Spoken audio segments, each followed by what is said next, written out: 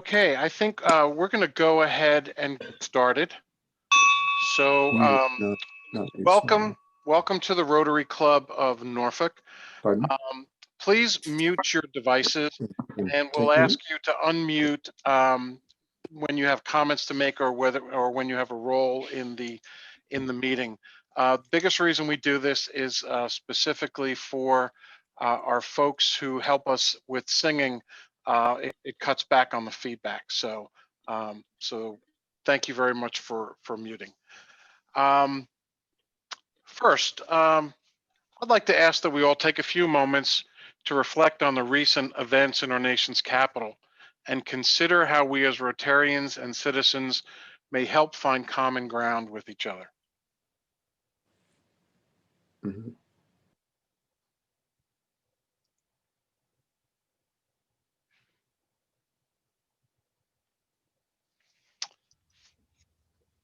Thank you. And now we'll be led in music by John Cameron.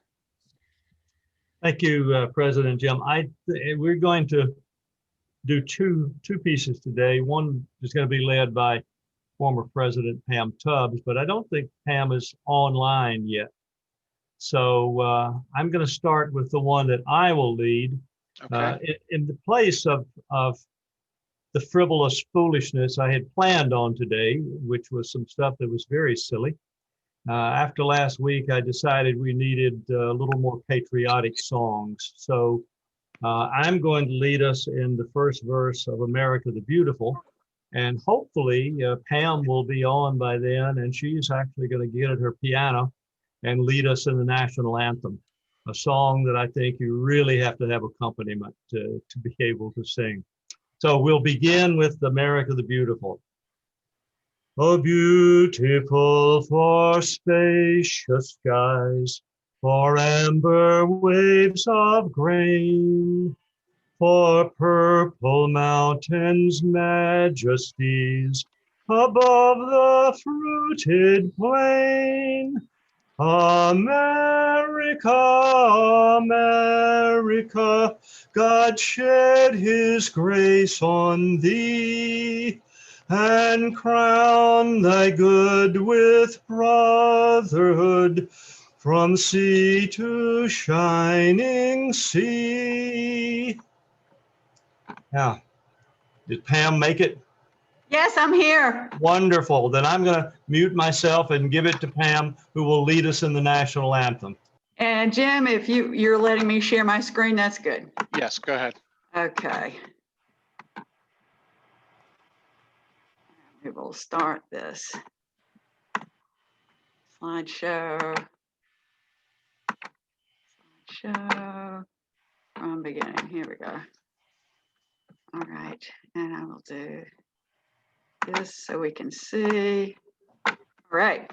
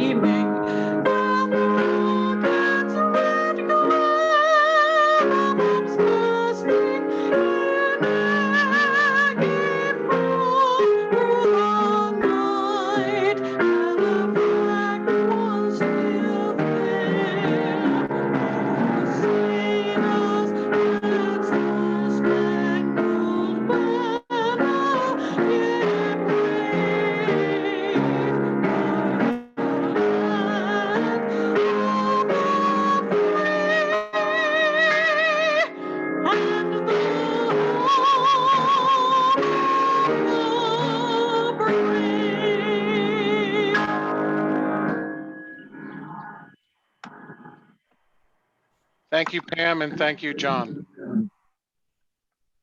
And now if you'll all join me in the Pledge of Allegiance. Pledge allegiance. Allegiance to the flag of the United States of America and to the republic for which it stands, one nation under God, indivisible, with liberty and justice for all. And now Rotary's four-way test. Of the things we think, say, or do, is it the truth? Is it fair to all concerned? Will it build goodwill and better friendships? And will it be beneficial to all concerned? And will it be fun? Thank you. Thank you very much, Bob. Appreciate it. And now we'll be led in our invocation by Joe New.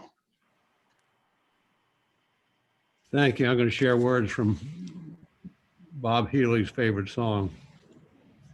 Let there be peace on earth, and let it begin with us. Let there be peace on earth, the peace that was meant to be. With God as our Father, brothers and sisters are we. Let us walk with our brothers in perfect harmony.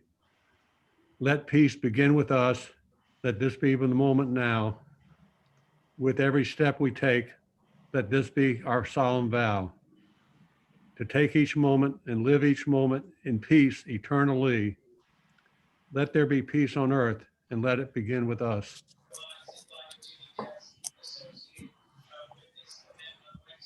Thank you. Thank you, Joe. Appreciate it. And now our visitation report from Joe Massey. You know, I just came on board 10 seconds ago. Okay. Good timing. I don't have anything to report per se, but I'll open the floor again if anybody can tell us if we have members that could use our attention.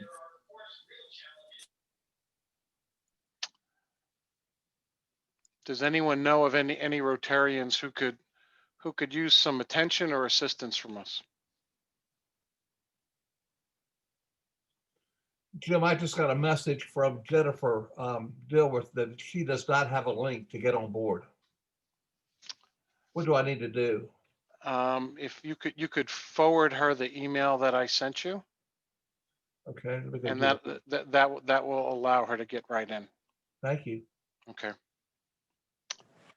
Hey, Jim, this is not a health related, but it's sort of a business related. I talked to Bryce yesterday and told him we really missed him at our meetings and it would be great if he could jump back in. And it's due to COVID that their lumberyard is actually closing down. So his business is closing down. They're selling the property and he's going to remain in Rotary, but he couldn't get on with us because he doesn't have a mic with his computer, and wanted everybody to know that he's still around, says hi, and he looks forward to Rotary after COVID. Yeah. Okay. Well, thanks for sharing that. I want to share an email that absolutely made my day last night, and I got it from one of our honorary Rotarians.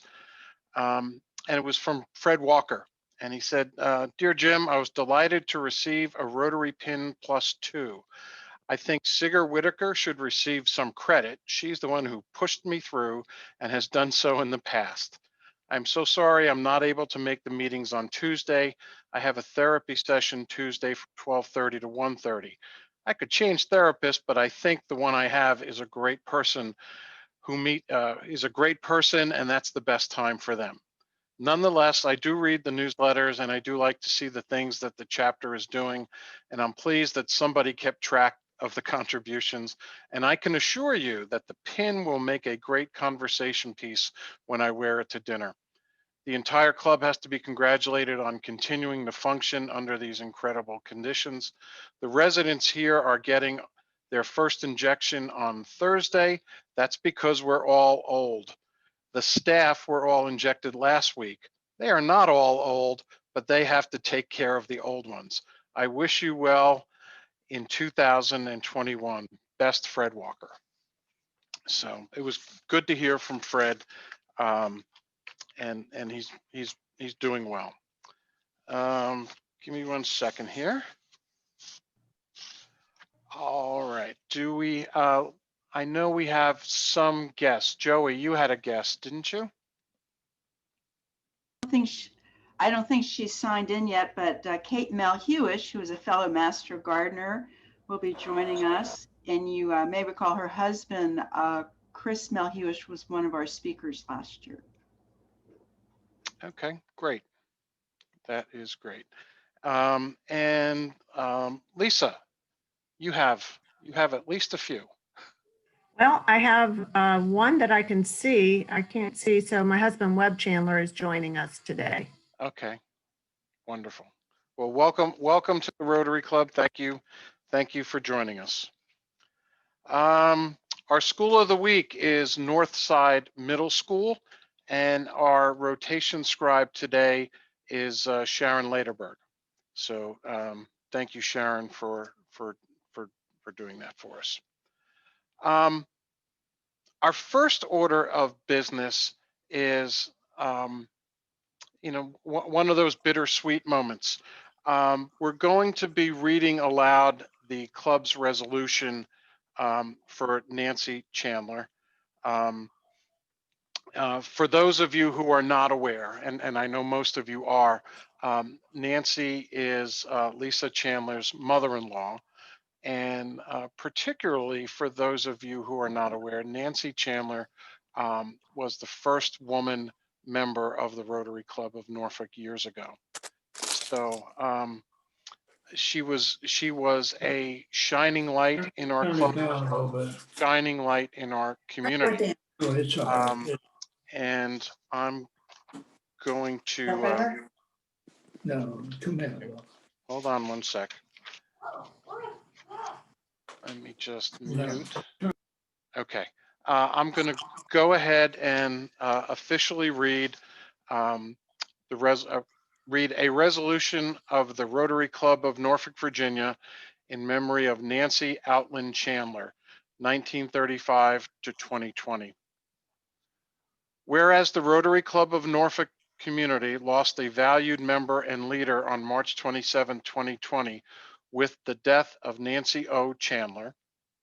And whereas the Rotary community lost the first woman active member of the Rotary Club of Virginia on March 27th, 2020, with the death of Nancy O. Chandler. And whereas Nancy O. Chandler was born in South Norfolk, Virginia, and grew up in Norfolk, she fostered a love for dance while attending the Miss Preston School of Dance at an early age.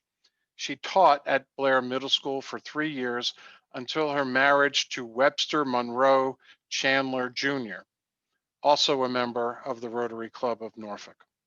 Nancy loved her family and enjoyed raising her children. Whereas after graduating from Maury High School, Nancy attended and graduated from the College of William and Mary. Nancy earned her real estate license in 1969. In 1974, Nancy founded Nancy Chandler Associates, a groundbreaker for women in the real estate industry. Nancy built her customer-focused company on hard work, integrity, and her ability to connect with people. By the 1980s, her business grew to be the #1 real estate office in Norfolk, and it remained at the top for over 30 years. In 2019, the Nancy Chandler Realty Office joined Rose and Womble Realty Company. The Chandler Realty Office remains one of the leading real estate organizations in Norfolk.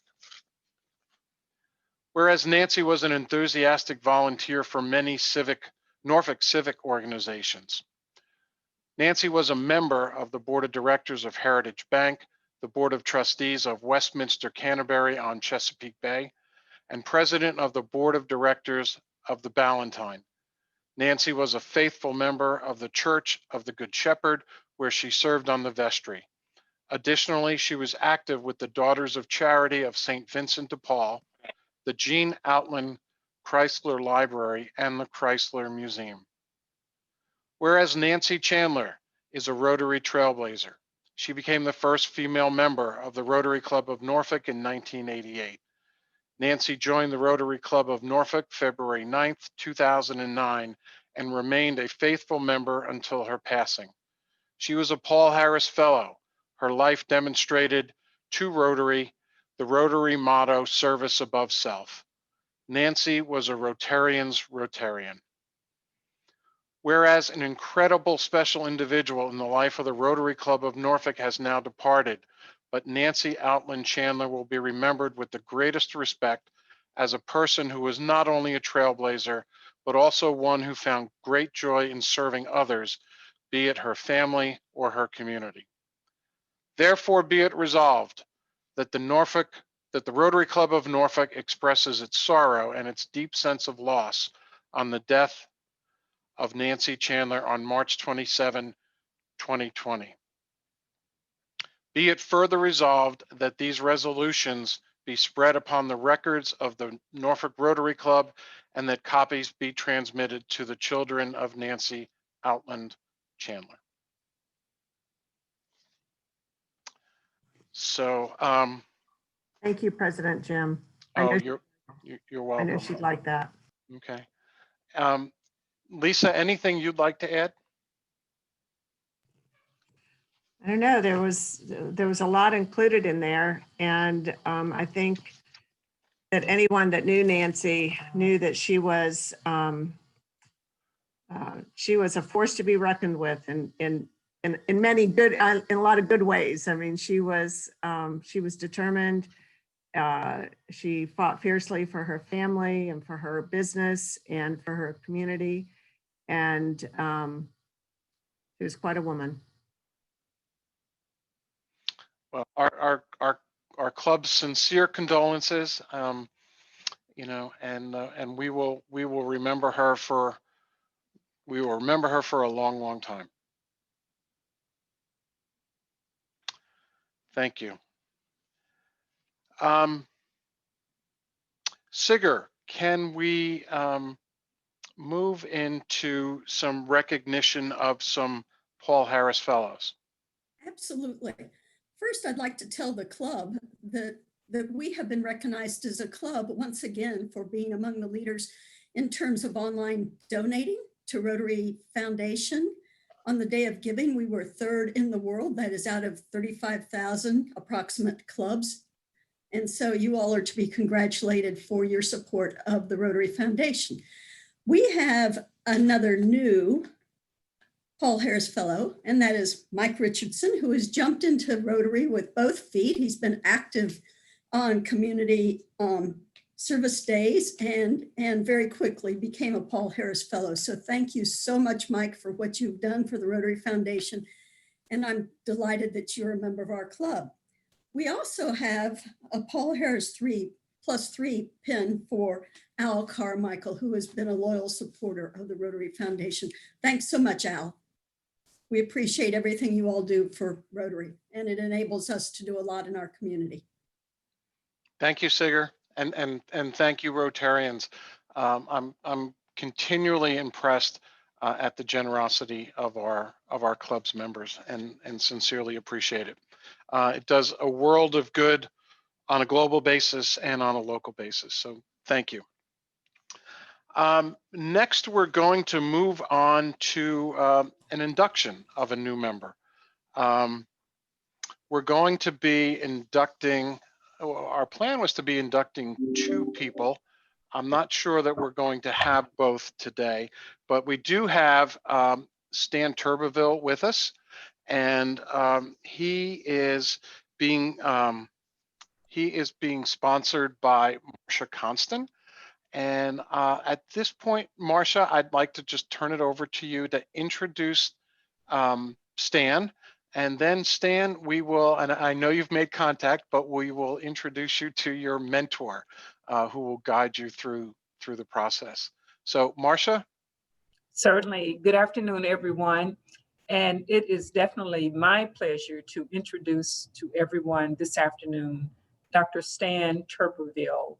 Stan is an employee here at Tidewater Community College. He came on November 2nd, actually, to serve as Vice President for Institutional Advancement. And I will tell you that we are very happy to have Stan as a part of the Tidewater Community College family. He moved to this area from North Carolina, where he also served as vice president there. He has participated as a Rotarian for a number of years and also a affiliation with the JC organization.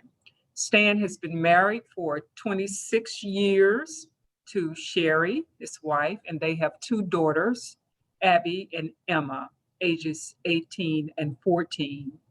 And when of course, I interviewed Stan and learned quite a number of things about him during the interview process. But when I asked him to tell me some things, share some things with me that he would like me to share with you all this afternoon, he told me some things I did not know. He said that he loves classic cars. He's certainly an outdoorsman. He loves water sports and watching other sports on TV as well, and reading, and he enjoys being a lifelong learner. And the last thing he said, which I know is of very much interest to us, is that he loves volunteering. So I am pleased to introduce Stan formally to the group today. Thank you very much. Excited to be here. Yeah, well, we are thrilled to have you. Your mentor to guide you through the process of becoming fully integrated into the club is Bob Ash, and Bob, you have the stage to give Stan a little bit of color on what's in store for him. All right, I'm glad to do it. We, as you probably have surmised, we have a number of steps that we require our new Rotarians to go through. You've probably been through most of them in order to convert their badges from a red badge to a blue badge. And my job is to assist you in accomplishing that as rapidly as you can. I just noticed in your Tidewater Community College website that at one time you were affiliated with both Mack and Volvo trucks. And I don't know how far back that was, but we were testing the newest Volvo trucks made in Virginia in our wind tunnel at ODU around 2008. But I'll be glad to help you in other ways as we go forward. All right. Thank you very much, Bob. Been enjoying our conversations already. Good.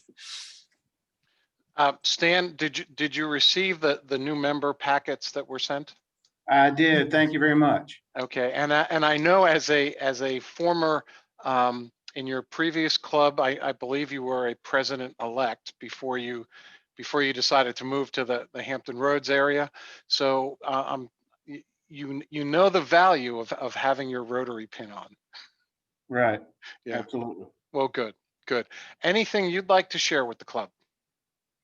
No, I'm just glad to be settled in. I take possession. I was living in corporate housing. I take possession of a family apartment tomorrow. So that's exciting, and to get my family down here, and we'll be looking for a permanent home, probably in the Chesapeake area.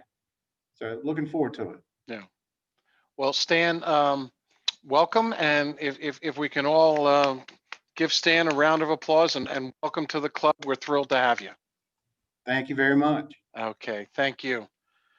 It looks as though we had an issue with getting our other new member here.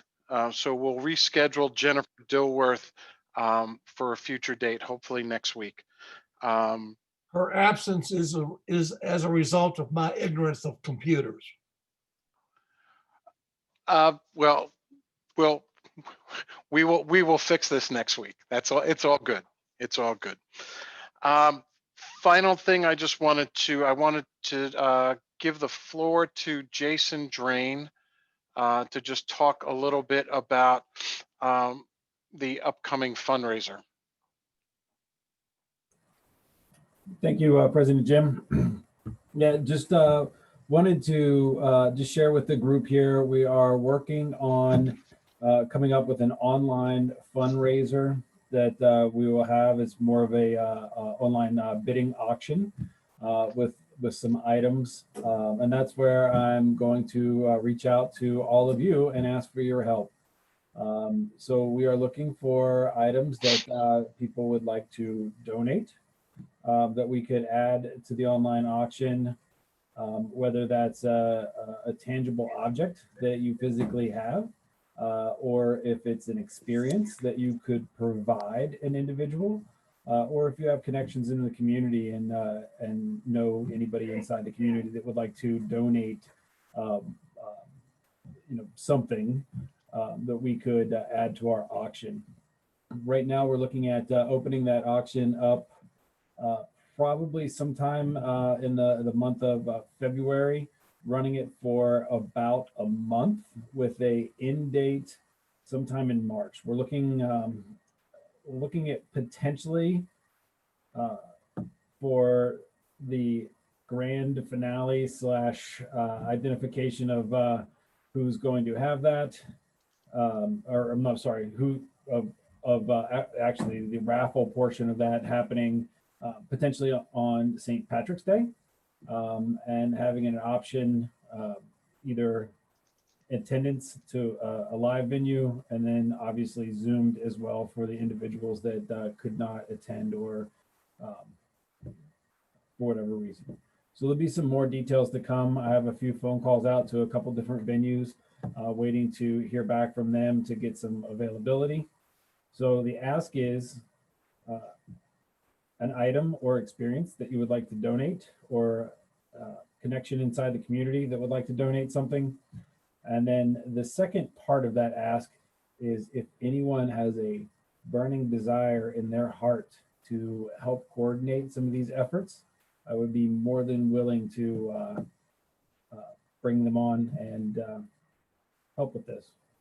Fundraising has been a challenge for us this year and last, with COVID canceling a couple of our larger fundraisers that we had for the club. So the more participation we get in this type of event will allow us to continue supporting the needs of our community and give us some funds in order to be able to do so. Okay, Jason, thank you. Thank you very much for that update. And there was a question about like a minimum value of things that we might be looking for. Any thoughts on that, Jason? I off the top of my head, Jim, we have not Okay.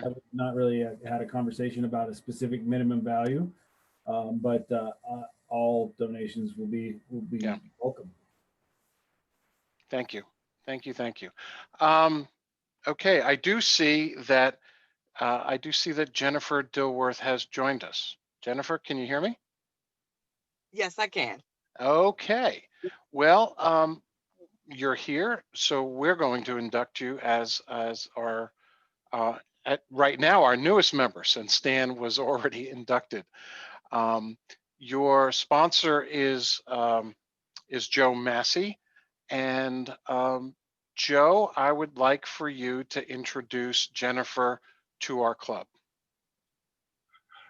Happy to do that. Jennifer is an attorney. That's why I'm interested in being her sponsor. She is down in the town center part of Virginia Beach, and her practice is not quite general, but she does domestic relations and corporate work as well.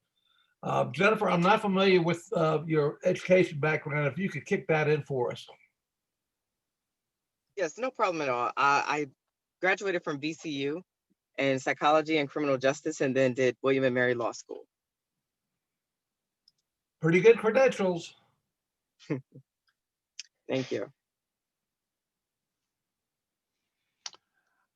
Jennifer, have you received our packet? Yes, I Okay. received it in Okay. Well, one of the things that you'll find in there, well, you should have received two packets. One that talked about the steps for moving from what we call a red badge to a blue badge, and the other is a little welcome packet to include a rotary pin. And one of the things that we encourage our members to do is wear their rotary pin not only to Rotary events, but also, out and about in the community. you'll be amazed at how often it sparks a conversation of, what is Rotary all about, and tell me what you like about it. And so we encourage you to wear that out there. We do have your mentor to help you move from a red badge to a blue badge is Chip Vogan, another attorney. So we kept all you attorneys sort of together, figuring you would have some shared experiences. But Kind of like corralling cats, isn't it? I'll leave that to your judgment, Your Honor. So we welcome you to the club. We look forward to seeing you and having you at meetings and also service events. And if we can make your journey any easier, feel free to reach out to any of us. So welcome Jennifer, our newest Rotarian. Jennifer, anything you'd like to tell us? I just want to say thank you, and I'm ready to get my hands to the and roll up my sleeves and get in. Get Okay, active. great. Well, we're thrilled to have you. We are thrilled to have you. Thank Before we move along to our presentation, anyone have any good news or happy bucks they'd like to share? Sharon.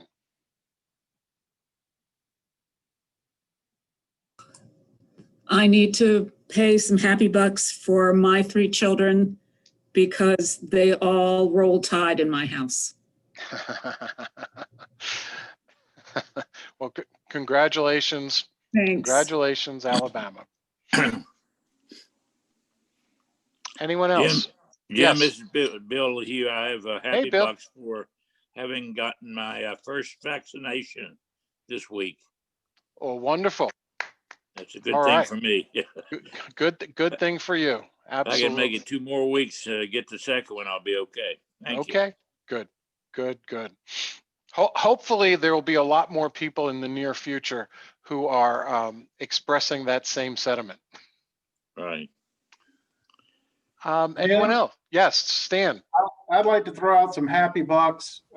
This past weekend, we moved my daughter back into her college dorm, and she's very excited. And we're praying that she gets to stay this time and she avoids getting sick with COVID, obviously. She was extremely disappointed in the fall. As a college freshman, you go to college, and she was there 3 weeks and then sent home. So we're hoping for better success this spring. So she's excited. We moved her stuff in. She physically goes back this Thursday. And so we're hoping things go well. Awesome. That's great. Hope that all goes well. Just so everyone knows, I did put early in the chat room the Venmo address for giving of happy bucks.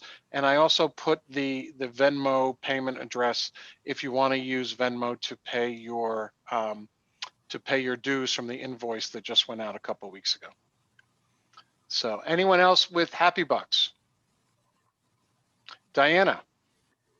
Good afternoon, everybody. I'm going to give happy bucks because we have just wrapped up our second week of the Scott Sylvan Illusionist called The Journey. The Virginia Arts Festival did 2 weeks of The Journey, one in December and one in January. We were all virtual during this illusion, and he was in Scotland, and it was really way cool.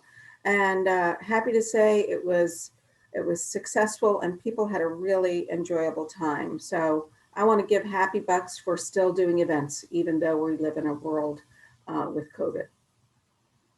Thanks. Awesome. Thank you. Anyone else?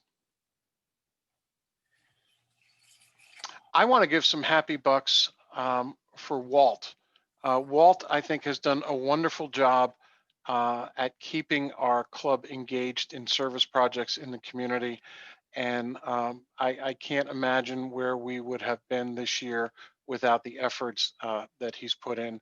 The most recent one we did was at the food bank on Saturday, and I know there'll be more coming in the future. So thank you, Walt. I absolutely appreciate what you're doing for the club. Thank you. Thank you, I'll Jim. match those dollars, Jim.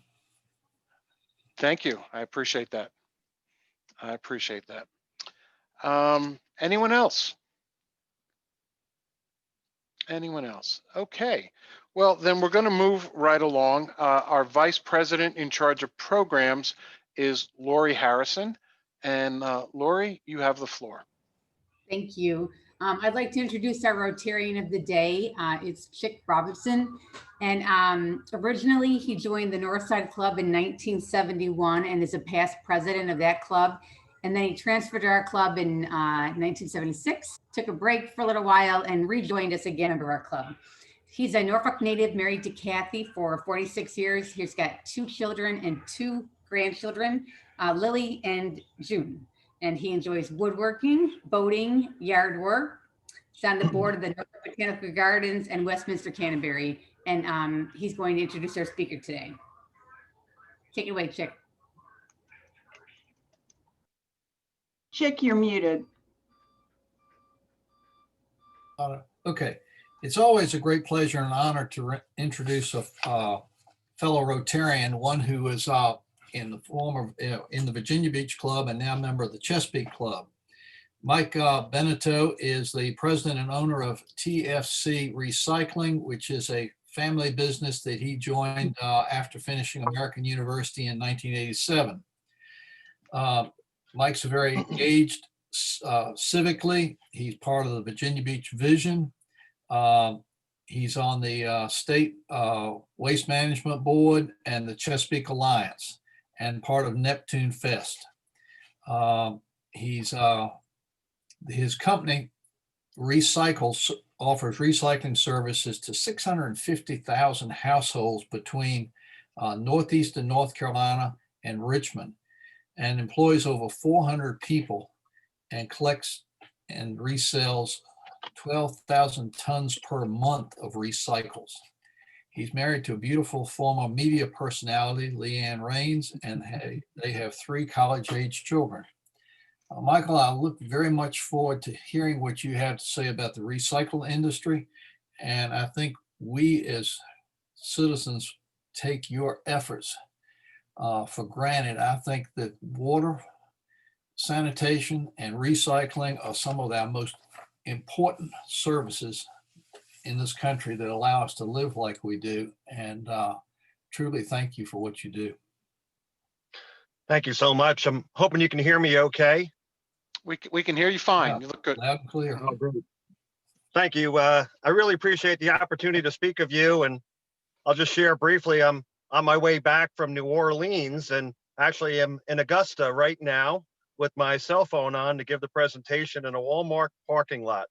So I really appreciate this with my lovely wife, Leanne, who appreciated the comments right next to me. And would love to just go through a PowerPoint presentation, just share a little bit of history about TFC and our family, and then recycling, what happens to it after it leaves your curb, and just touch on what happens if it doesn't go into the recycling bin, into the trash bin. So I'm hoping that the presentation I sent could be shared on the screen and I could be minimized and talk over the presentation. Sure. Give me 1 second to get that up and running. Thank you, Jim. Give me 1 second.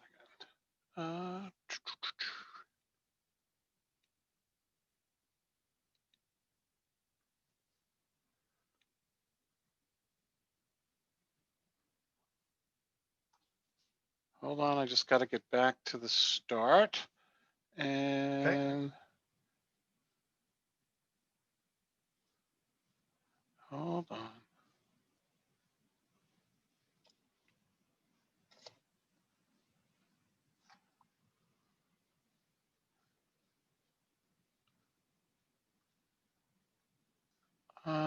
Hold on, I can't get to.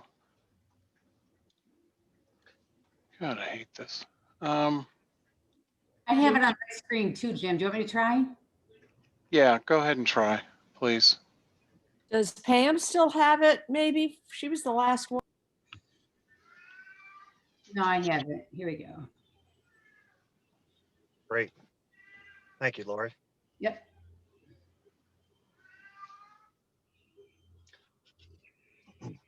Okay.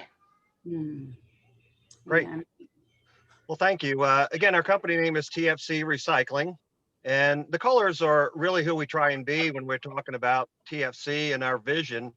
And our vision is to be green in the things that we do, whether it be the recycling, whether it be, as you'll see, some of our compressed natural gas vehicles, or how we handle our trash. And the GOLD acronym would be how we want to provide our service. And we have a saying within TFC that it's not how many customers we serve, but how we serve our customers. If you can advance to the next slide, please. I have a great picture of my great-grandfather and grandfather who actually had come over on the boat back in the late 1800s to Ellis Island and settled in New York. And back in those days, when people were throwing out material, our family was collecting that material and trying to put it to another use. So the Benedetto family in history coming into the United States goes back to the late 1890s in New York City, collecting trash and recyclable materials. Next slide, please. That's a great picture of a building in Brooklyn, and we actually took the material in burlap bags, and it was waste paper, and all those bags then were brought up to the top floor and sorted through, and when they finally reached the bottom floor, they were good, clean paper products that were then recycled into new materials. And my dad left the family business back in 1973 and came down to Virginia and started in Chesapeake back then with TFC Recycling. You can advance to the next slide, please. One of the opportunities that we had was in the late 1980s in providing curbside recycling services. And what you see in front of you is one of our automated trucks that has a grabber on the side. It's fueled by compressed natural gas, which is a cleaner burning fuel for our vehicles, creating less emissions, reducing our dependency on foreign oil, and not only just talking the talk, but walking the walk. And these trucks are more expensive than diesel to the tune of about 15% more, or about $350,000+ a piece now, versus the diesel counterparts that are just under 200,000. But it's not just about recycling and asking people to, pay and invest into the environment. We're actually doing the same thing too. So we're investing in vehicles that are running on a cleaner burning fuel, and we look towards opportunities with electric vehicles and other ways to reduce emissions as we move forward. Next slide, please. One of the things that we follow is we're more about recycling than just the TFC portion of it. We encourage people to both reduce and reuse. And if you cannot create waste in the first place, that's obviously the best. And if you do, the opportunity to reuse it. If you can't, recycling and composting is the way to go. And then resource recovery could be waste to energy. And there's a facility in Portsmouth that used to be owned by the Public Service Authority and is now owned by a private firm, where a lot of the waste goes, and that waste is burned and turned into steam. And the steam is then sold to the Norfolk Naval Shipyard to create energy for them. Incineration is nothing more than burning trash and not capturing anything. And disposal at a landfill is the least preferred method, where you put it in a big hole in the ground and it is there for a long, long time, creating problems potentially for the environment down the road. Next slide, please. One of the favorite pictures that I have is this one right here, which shows all those blue recycling containers. And when you give people the opportunity to recycle and make it convenient, it is successful. And recycling is good for a number of reasons, not only creating jobs and taking a raw material and finding a reuse for it. It's saving trees, it's saving energy, and it's also saving the environment. Next slide, please.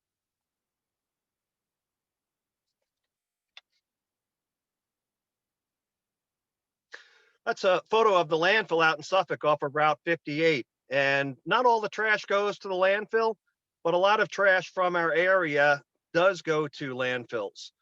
At TFC, we're different than some of our competitors like Waste Management and Bay Disposal, who take trash and they send it to landfills. we're actually sending all of the trash that we collect in the Hampton Roads Marketplace to the waste to energy facility in Portsmouth, where again, it's converted into steam and gets a beneficial use with only the resulting ash winding up in a landfill. Next slide, please. That's just a photo of our facility in South Norfolk. There are a couple of buildings there. We're working out of the log cabin and processing all the material that we collect from Norfolk and other surrounding communities here at this facility in South Norfolk. Next slide, please.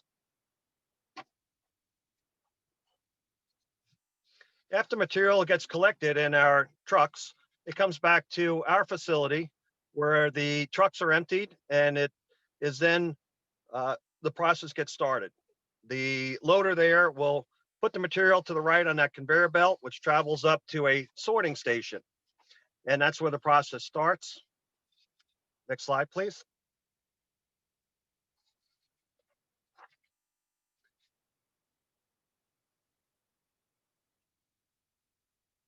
What you see over here is our pre-sorting station where we need manual labor to sort through materials that do not belong in a recycling container.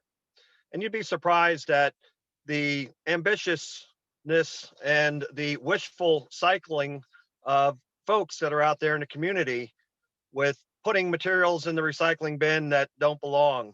And we try and simplify things, and I'll get into a little bit more depth of how to recycle right, but we're really just looking for paper bottles and cans.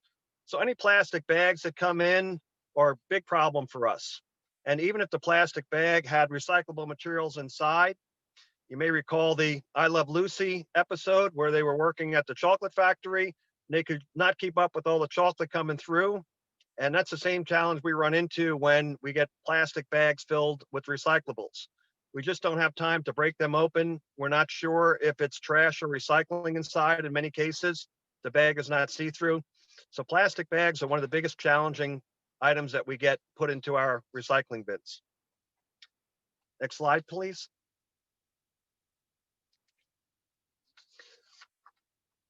The process continues after this pre-sort area into a mechanical separation. And what you see there is a big long steel shaft with these rubber discs that are on there. And what we're using is mechanical separation. And you'll see in a second, if you want to click to the next slide, how that this works. The large pieces of cardboard are separated as they travel across the screen. Might have to push play. And then it separates it out by size. So what we want to try and do is get cardboard separate from other types of paper and bottles and cans.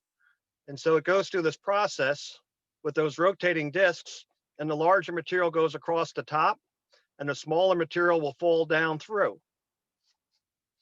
The material that falls through after we remove cardboard and some of the other items, then we'll go to another sorting station where we'll remove any types of non-paper items. You can advance to the next slide, please.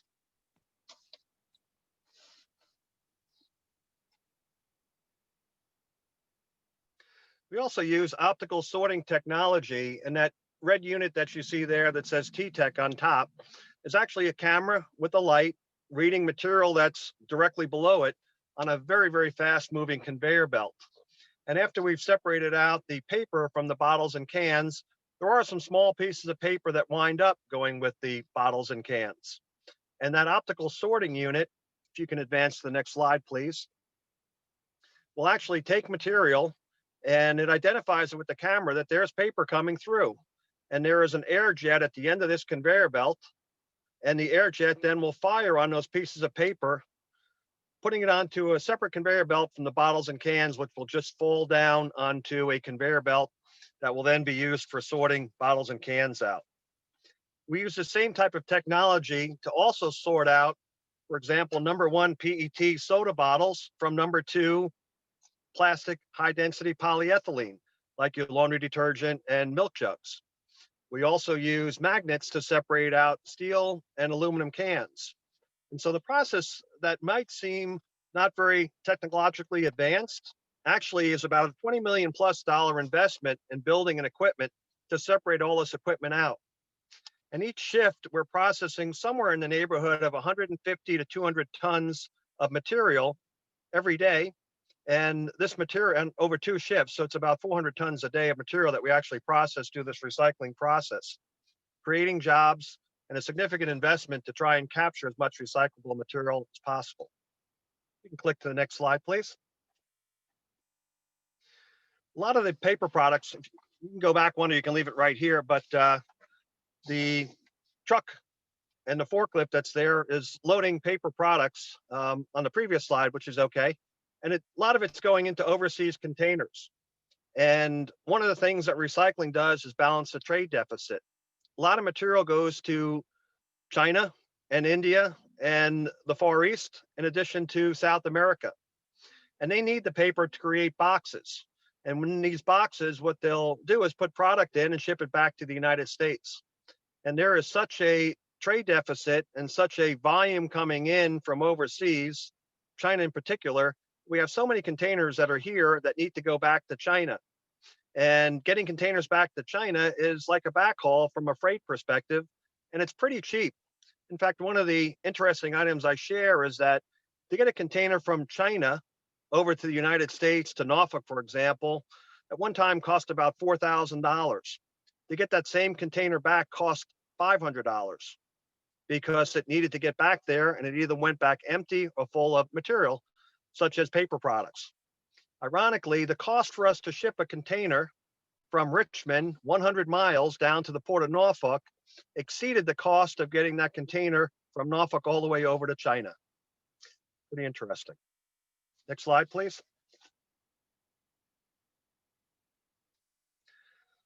One of the items that we talk about is how to recycle right. And a lot of carts in Norfolk, if not all of them, have information on there that talks about cans, cartons, glass, paper, and plastic products.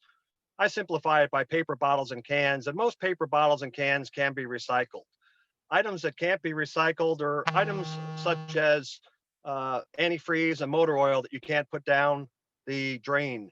So if you can't put it down the drain, the product is not an item that we really want. Paint cans are another one. And paper products, I often get asked about pizza boxes.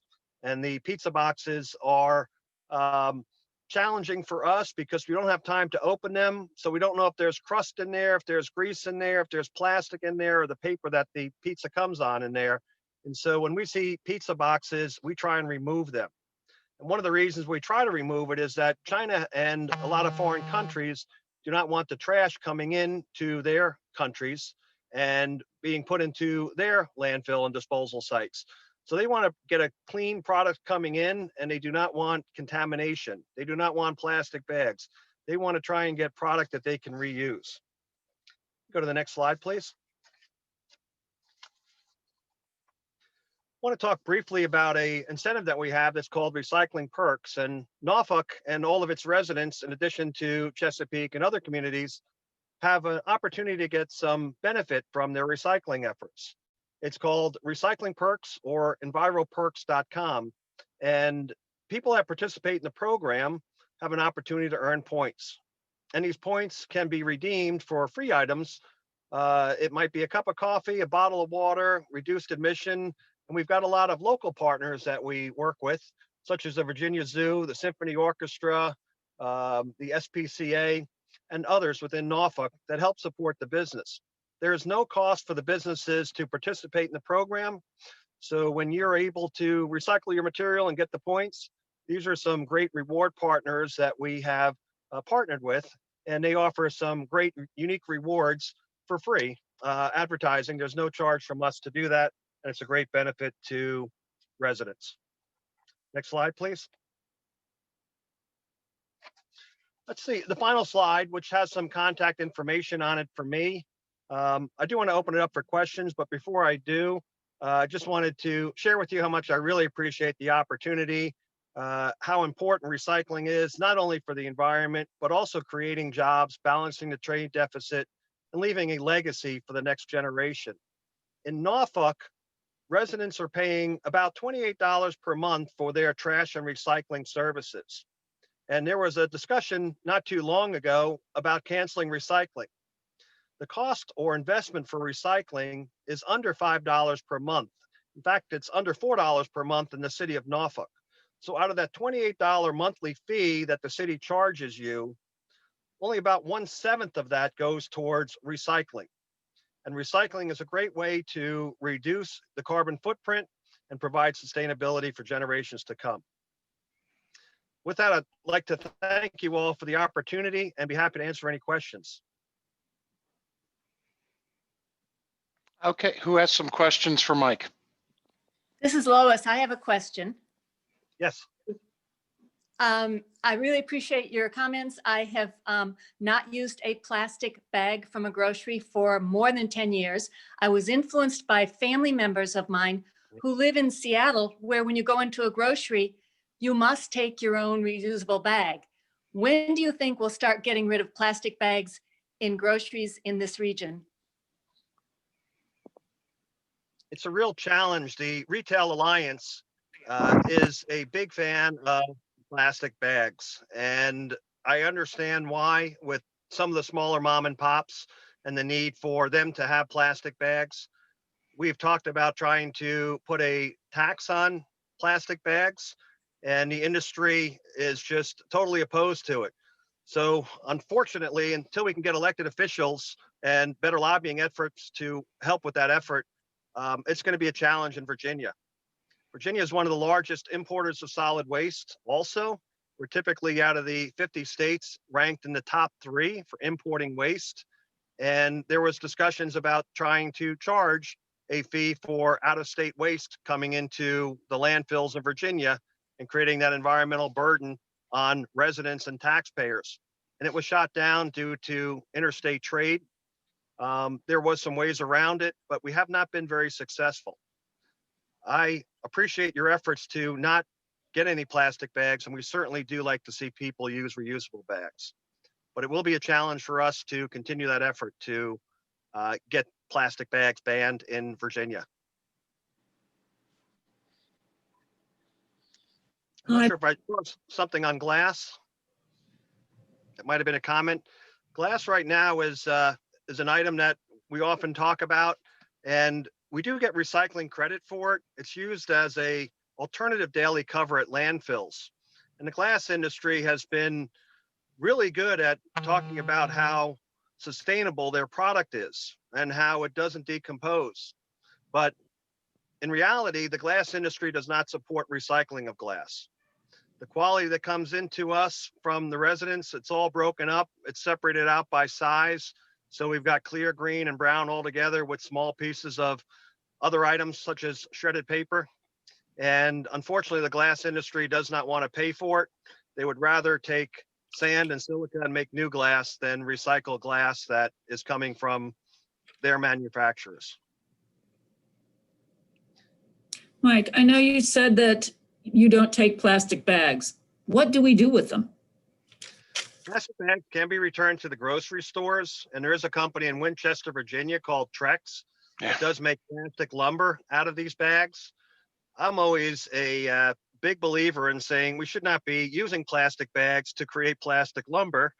But if you do have plastic bags or the covering from laundry, that's that clear type of flexible plastic, it can all go in that bin. It's a low density polyethylene that can be turned into plastic lumber.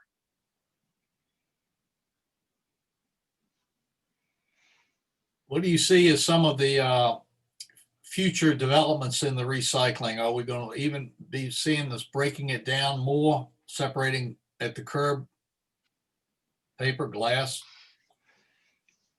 Well, you know, we had one time bins and we did a lot of separation at the curb. And the challenge that we ran into was the costs were so high because we needed more trucks and more driver wages versus doing the separation at a centralized facility back in South Norfolk. So I think that from a cost perspective, we run the same trucks as the trash guys and have the same carts as the trash guys. And we're 1/7 the cost, creating more jobs than bringing it to a waste to energy plant or a landfill.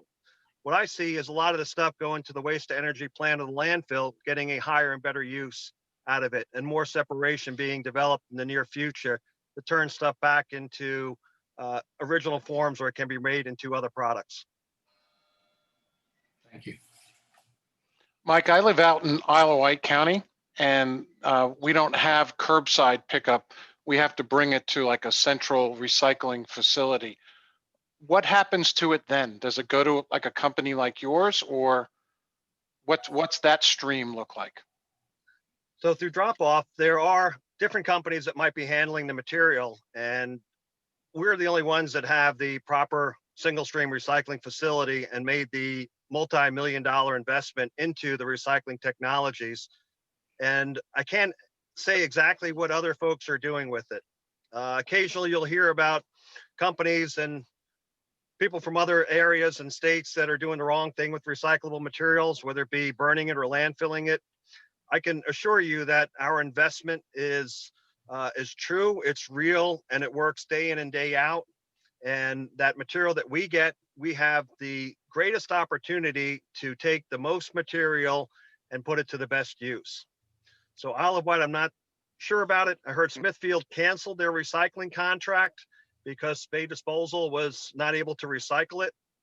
I heard the same was down in Nag's Head, and they also have a contract in Newport News also. So I really can't speak to what they're doing with their recyclable materials. Just real quickly, back to the glass issue. I've got 2 glass things sitting on my counter right now to put in the recycle bin. Would it be better if we just not put it in the recycle bin then? So I would share with you that when you recycle glass, it winds up as alternative daily cover. And the state does consider that a beneficial use and does count that towards the recycling rate. It's more expensive for us to accept glass than it is any other material. And it's unfortunate that the glass industry is not supporting the closing of the loop of bottles. But you have the opportunity to put that into a recycling bin, and it will be counted towards the state recycling mandate. I think I saw something also about a bottle bill in the state of Virginia, and there has been some momentum to that. And we would love to see glass be part of a, if you will, deposit where you put it down and then bring that back to a centralized location. But when it comes to other types of containers like aluminum cans, we really count on that revenue being in the recycling stream. And to ask residents to deliver and store all that material and bring it back to a retail operation versus putting it in a convenient recycling container at their house, to us doesn't seem to make sense.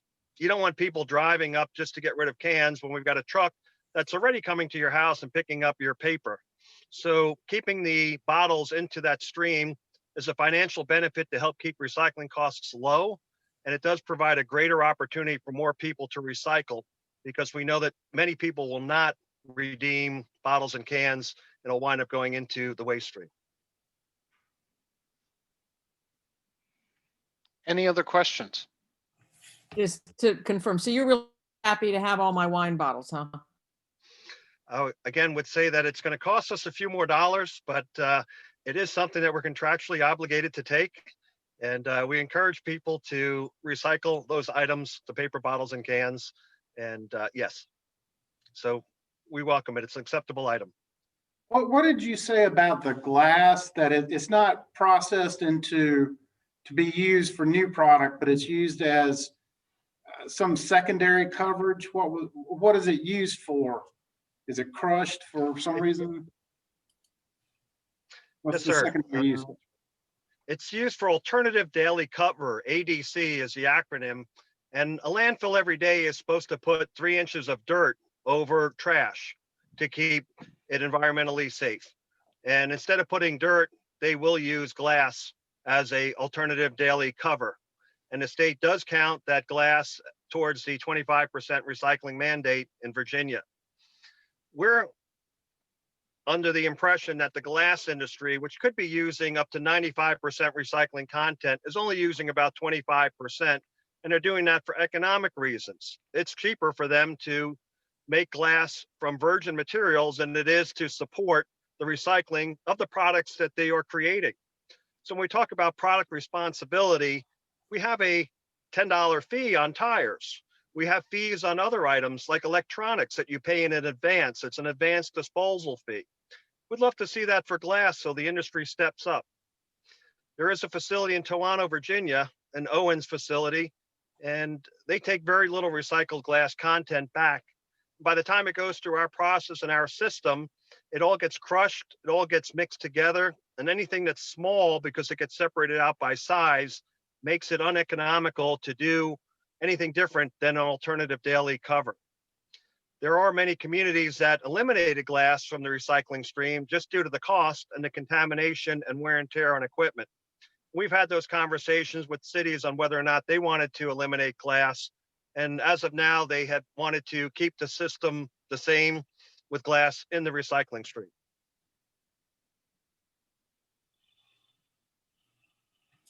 Any other questions? Yes, Jim, I have one. Sure. I remember when the paper did quite a bit of coverage on the industry, perhaps a couple of years ago. And at the time, there was, I think, a lot of discussion about the plastics market and that how so much of that had been going to China, but they didn't want it anymore. Could you speak to what's happening to plastics now? Yes, so what China did was they instituted a ban on certain materials coming into their country, and they're looking for 99.9% pure material.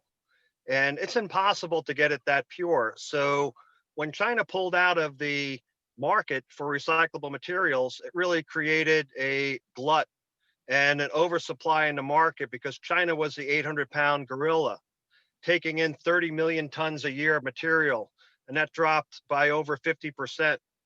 And the reason that their government said was that there was so much trash coming in the recycling stream that it was creating environmental problems for them. When it comes to plastic, we never actually shipped plastic overseas. And there are a lot of companies that did not ship plastic overseas. There was a lot of electronics going overseas, a lot of electronics going to India, a lot of electronics going to third world countries, where instead of doing the right thing with all of the electronics, they were looking for certain items out of the electronics, the valuable stuff. And the rest of the stuff was not disposed of properly. And there was not the enforcement and the government intervention to keep material that should not be disposed of improperly to be disposed of properly. China had the same issues. And so China instituted some bans that made it more difficult to get material into China. And I think it was a step in the right direction. We need to do a better job here in the US getting better quality materials. We need to recycle materials properly and get the right material in the stream. And that was all part of that same environmental effort. To piggyback, where do the plastics go? So the plastic soda bottles, ironically, go down to the Carolinas and Georgia, to the textile mills, and they'll take the water bottles, if you will, and soda bottles. They'll grind it up into a flake. They'll turn it into a pellet, and they'll turn it into a synthetic fiber, very similar, if not identical, to polyester. And so whether it be fiber filled for pillows or clothings that are made with synthetic fibers, that's where a lot of the soda bottles are going today. The high density polyethylene, there's been a great movement to try and get the Procter & Gamble's and some of the other ones to use more recycled content in their non-food products. So your Tide containers and your Snuggles and your Blues, that gets separated out by color from the folks that we ship to down in the Carolinas again.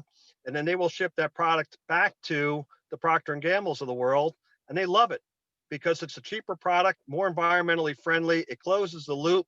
They get the color they need to make new Tide bottles and not have to buy virgin for significantly more money. That's what happens to a lot of the plastics that we deal with. Any other questions? All right, well, Michael. Jim, I was not able to see any of the questions asked. I'm sorry, Excuse I was not able to see a lot of the questions that might have been asked on my cell phone, but we would love a tour. Kathy Russell is on the call also. And once we get past all this COVID stuff, we would love to have the Rotary Club come by, visit, see what we do, see how we do it. A picture is worth 1,000 words. We do have some YouTube videos out there too. And my presentation, I know, was brief, but I know I'm beyond the hour. So I do appreciate your time. Well, thank you, Michael. And Kathy did share her contact information with us, to see about setting up a tour. But we appreciate you joining us. It was a very informative discussion, and it is certainly an ongoing discussion as different communities deal with recycling. I did want to let you know that our club is very focused on on literacy, especially childhood literacy. And in your honor, we will be donating a book to our School of the Week, which this week was Northside Middle School. So if you're ever there in the future, feel free to stop in their library and take a look at the book that is there in your honor. But once again, we appreciate you being here. Thank you.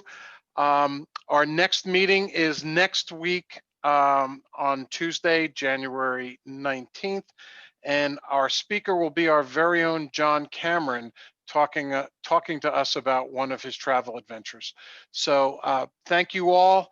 Have a good, safe week, and we are adjourned. Thank you.